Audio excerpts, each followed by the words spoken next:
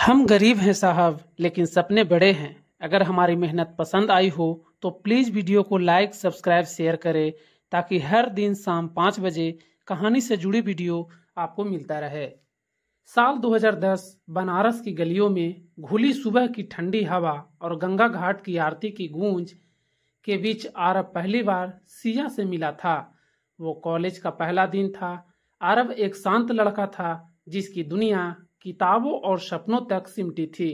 वही सिया, जिंदा दिल, हंसमुख और निडर, जो अपने पापा की अकेली बेटी थी और जिसने जिंदगी से लड़ना माँ से सीखा था।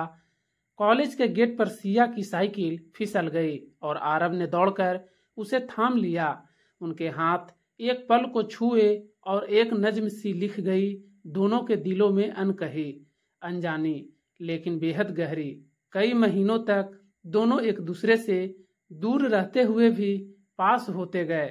लाइब्रेरी में किताबें साझा करना, क्लास के बाद घाटों पर घंटों बैठना और चुपचाप गंगा की लहरों को देखना, ये सब उनके इश्क की बिना कहे चल रही कहानी बन गई।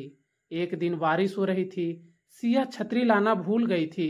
अरब ने अपनी छतरी उसकी ओर बढ़ाई और दोनों एक छतरी के नीचे करीब आ गए।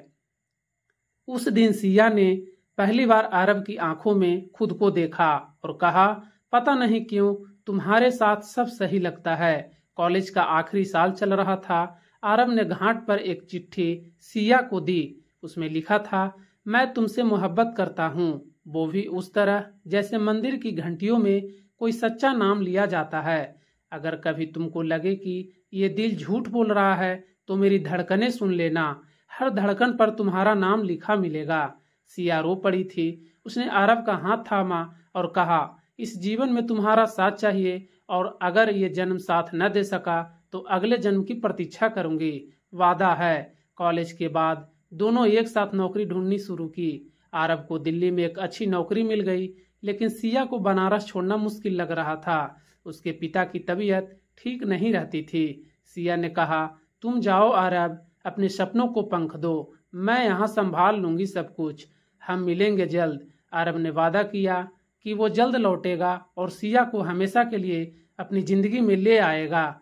लेकिन किस्मत को कुछ और मंजूर था। 6 महीने, फिर 1 साल अरब की जिंदगी भाग रही थी। नौकरी, जिम्मेदारियां, नए लोग, नए शहर। पर हर दिन रात को सिया की लिखी चिट्ठियां पढ़ना उसकी आदत बन चुकी थी।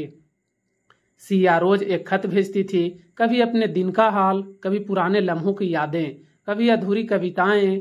एक दिन के बाद दूसरा दिन, लेकिन फिर एक दिन से चिट्ठियां आनी बंद हो गई। अरब ने कॉल किया लेकिन नंबर बंद। उसने सिया के घर फोन किया, कोई जवाब नहीं। उसका दिल बैठ गया। 3 महीने बाद अरब को एक चिट्ठी मिली। सिया की माँ ने भेजी थी। लिखा था, बेटा अरब, सिया अब इस दुनिया में नहीं है। उसे ब्लड कैंसर था। उसने बहुत छुपाया, सिर्फ इसलिए कि तुम्हें रोके नहीं। उसने कहा था, तुम अगर जान लोगे तो अपने सपने छोड़ दोगे। आखिरी दिनों में भी तुम्हारा ही नाम लेती रही। उसकी एक आखिरी चिट्ठी तुम्हारे लिए है, उसी के साथ भेज रही हूँ। सिया का आखिरी खत, प्रिय अरब, जब तुम ये पढ़ रहे होगे मैं बहुत दूर जा चुकी होंगी, लेकिन यकीन मानो मेरी रूह तुम्हारे हर सपने के साथ है। मुझे माफ करना कि मैं तुम्हें अपनी बीमारी नहीं बता पाई। मैं नहीं चाहती थी कि तुम्हारी उड़ान में मेरी परछाई भी हो। हर रात जब तुम मुझसे मिस करते होगे, मैं उन तारों में एक चमक बनकर तुम्हें देख रही होंगी।